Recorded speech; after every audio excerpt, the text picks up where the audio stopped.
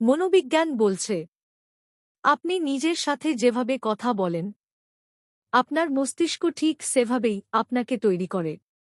আমরা না বুঝেই নিজের সাথে প্রতিদিন বলি, আমি পারব না, আমার দিয়ে হবে না, আমি যথেষ্ট ভালো না। এই কথাগুলো একদিনে কিছু করে না, কিন্তু ধীরে ধীরে এগুলোই আপনার বিশ্বাস হয়ে যায়। আর যখন বিশ্বাস তৈরি হয়, তখন সেটাই আপনার বাস্তবতা হয়ে দাঁড়ায়। কিন্তু এখানেই আছে সবচেয়ে বড় সুযোগ।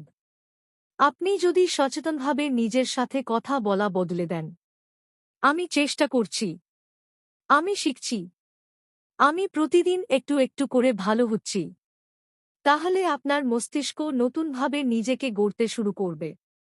এই শক্তিশালী প্রক্রিয়ার নাম সেলফ টক, নিজের সাথে নিজের কথোপকথন।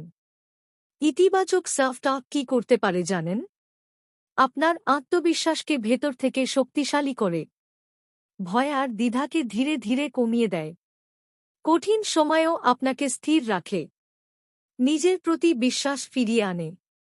একসময় আপনি নিজেই অবাক হবেন, আপনার সিদ্ধান্ত নেওয়ার ক্ষমতা বেড়ে গেছে। আপনি আর নিজেকে ছোট করে দেখছেন না, জীবনটা আগের চেয়ে অনেক সহজ মনে হচ্ছে।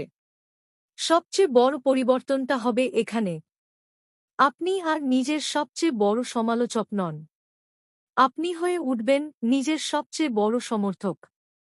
তাই আজ থেকেই শুরু করুন নিজের সাথে ভালোভাবে কথা বলা, কারণ আপনার ভেতরের কণ্ঠটাই আপনার ভবিষ্যৎ তৈরি করে।